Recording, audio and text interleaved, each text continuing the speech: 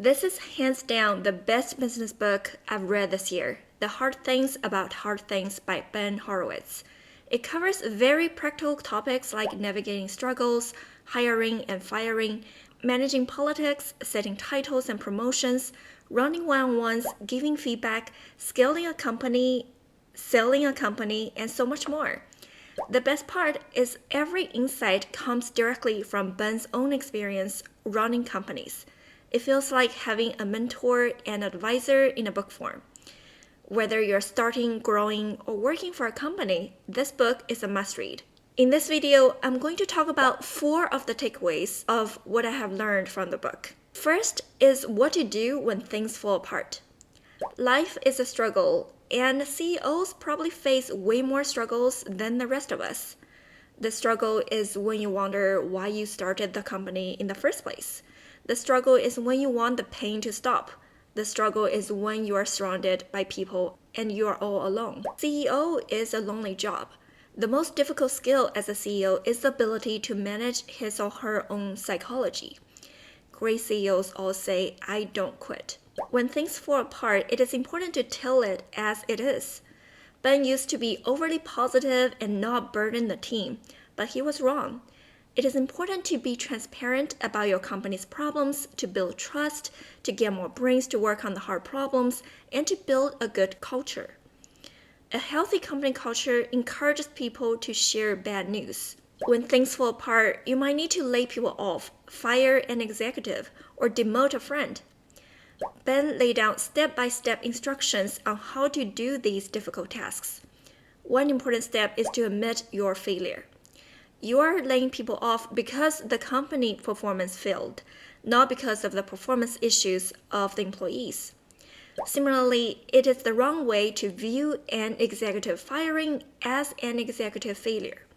The correct way to view it is an interview integration process system failure. It could be you did a poor job defining the position in the first place, you hired for the lack of weakness instead of strength, you hired for a skill too soon, and so on. When you demote a friend, admit that if you were a more experienced CEO, you might be able to develop him into the role, but 2 people who don't know what they are doing is a recipe for failure. And the best way to demote a friend is to couple the demotion with an increase in compensation. The second takeaway is how to take care of people and manage people. I really like the title of Chapter 5, Take Care of the People, the Products, and the Profits in that order. Being a good company doesn't matter when things go well, but it can be the difference between life and death when things go wrong. When things go poorly, the only thing that keeps an employee at a company is that she likes her job.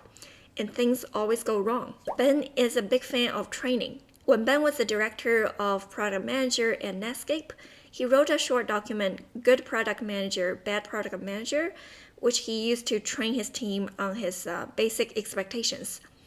I am a big fan of this doc. I think it can actually apply to roles beyond the product manager role. I highly recommend reading it. A big part of managing people is managing issues including politics. Nobody likes politics, but it happens. Ben talked about how to minimize politics. One is to hire people for the right ambition. Second is to build strict processes for performance evaluation, compensation, org design and territory, and promotions.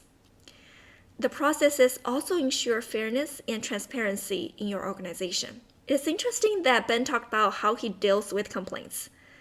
If the complaints are about an executive's behavior, he would get the complaining executive and the targeted executive in the room and have them explain themselves. Complaints about an executive's competency or performance are more rare and complex.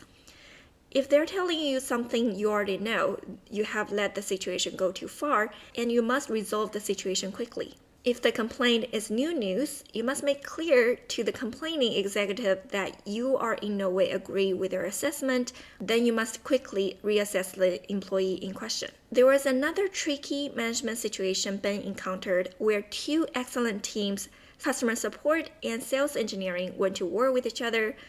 Ben used a funny technique that he asked the head of sales engineering and the head of customer support to switch jobs.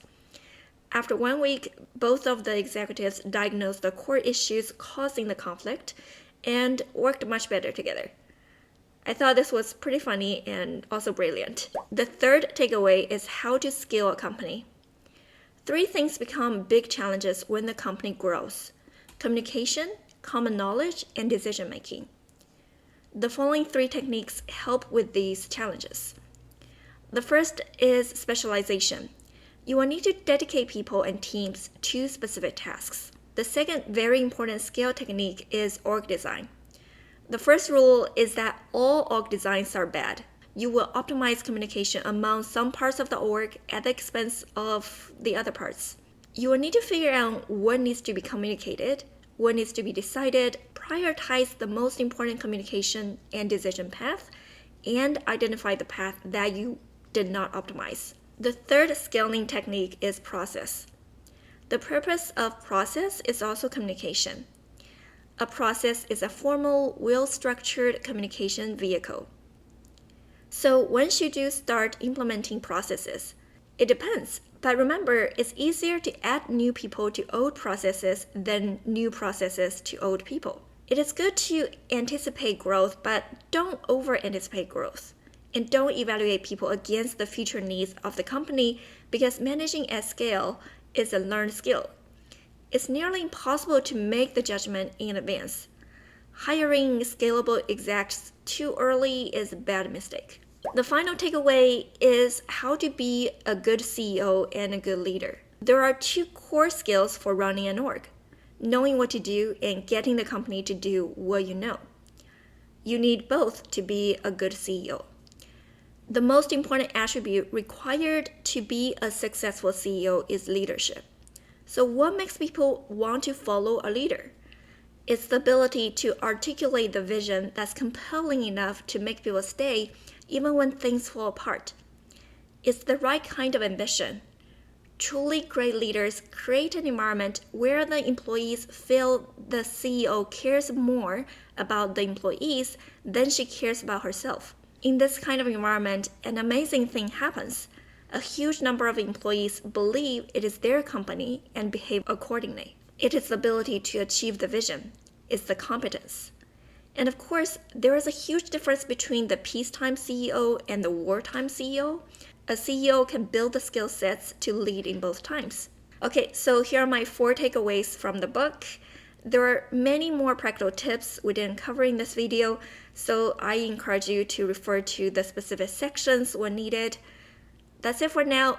I hope you find this video helpful. Thank you so much for watching. See you next time. Bye!